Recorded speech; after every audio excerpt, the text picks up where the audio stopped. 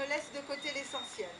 L'assassinat de Djamila ne pose aucun problème au peuple algérien.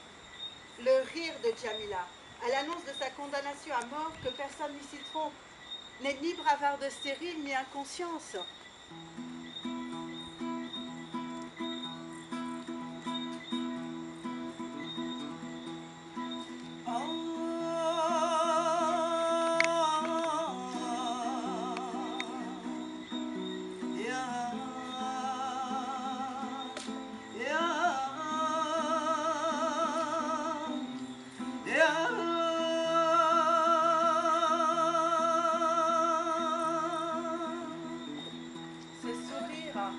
Ce sourire est bien plutôt la manifestation tranquille d'une certitude intérieure demeurée inébranlable.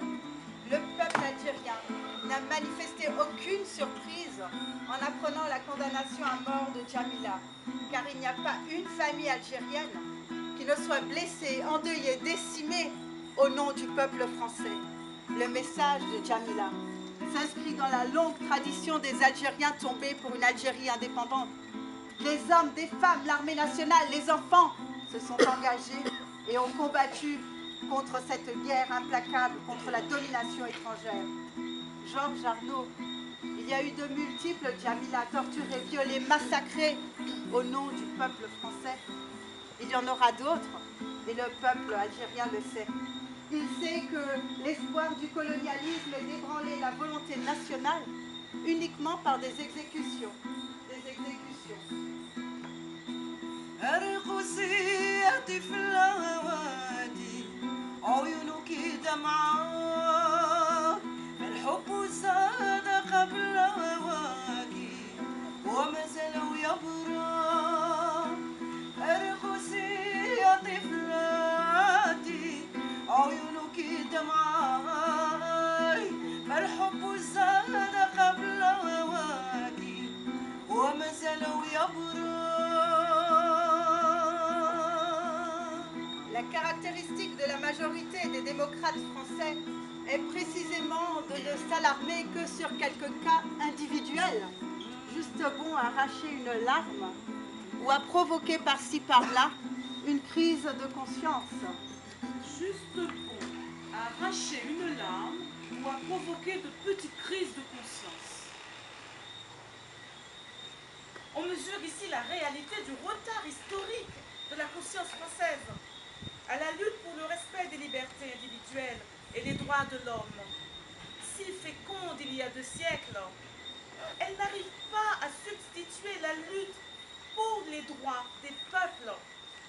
D'où cette crispation sur des cas précis et le vain espoir d'intéresser le peuple français à l'ensemble à partir de situations limites. Pensez-vous vraiment, Georges Arnaud, rendre service au peuple français en parlant de Djamila, quand bien même Djamila serait pardonnée? Et pardonnée de quoi?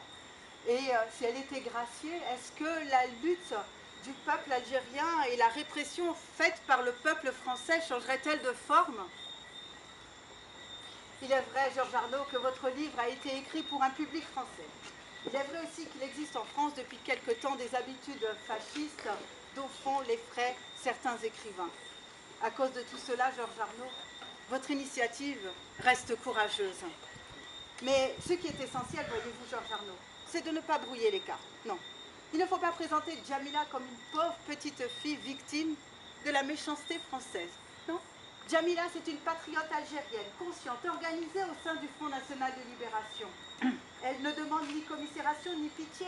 La dignité de Djamila, son extraordinaire ténacité, son obstination à se tenir debout, à ne pas parler, son souci permanent du rire et du sourire devant la mort constitue une caractéristique essentielle de l'attitude algérienne. C'est sa fierté. Vous avez raison, Georges Arnaud. La mort de Djamila pose problème au peuple français. Vous dites, Maître Jacques Vergès n'a pas pu plaider pour Djamila. Et il s'en est fallu de peu qu'il n'ait été lynché par une partie du peuple français qui règne à Alger. Voici donc un nouveau prétexte à la révolte. Où sont les droits de la défense et la protection de la défense? Quant à Jacques Vergès, vous le connaissez, originaire de la Réunion, il y a 10 ans.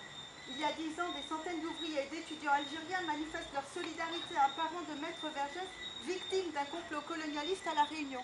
Ils étaient matraqués par la police et la gendarmerie française. Georges Arnaud, qu'y a-t-il de si loin entre La Réunion et Alger?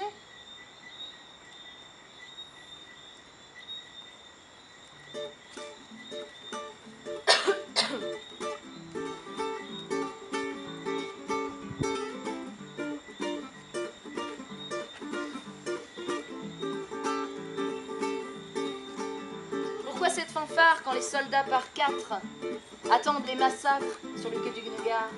Pourquoi ce train ventru qui ronronne et soupire avant de nous conduire jusqu'au malentendu?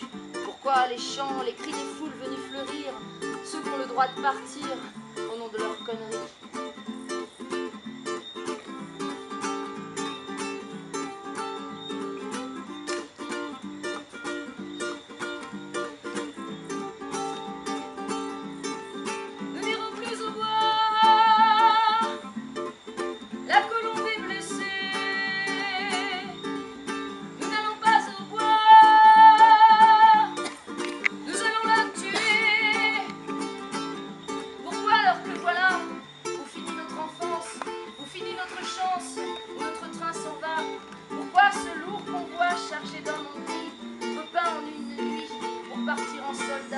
Pourquoi ce train de pluie? Pourquoi ce train de guerre? Pourquoi ce cimetière en marche vers la nuit?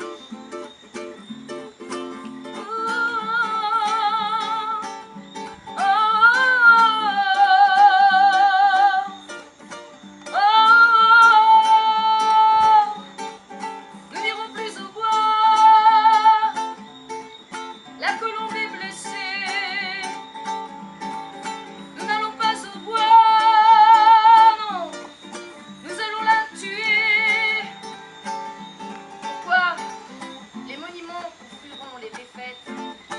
Déjà prêtes, qui suivront l'enterrement. Pourquoi l'enfant mort-né que sera la victoire? Pourquoi les jours de gloire que d'autres auront payés? Pourquoi ces coins de terre qu'on va peindre en gris?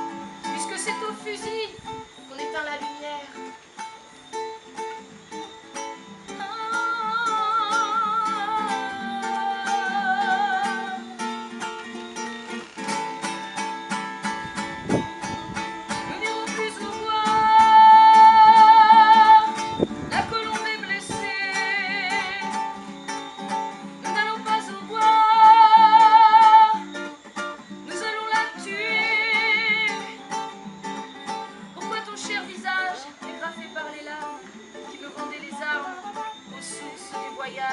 Pourquoi ton corps qui sombre, ton corps qui disparaît et n'est plus sur le quai qu'une fleur sur le tombe?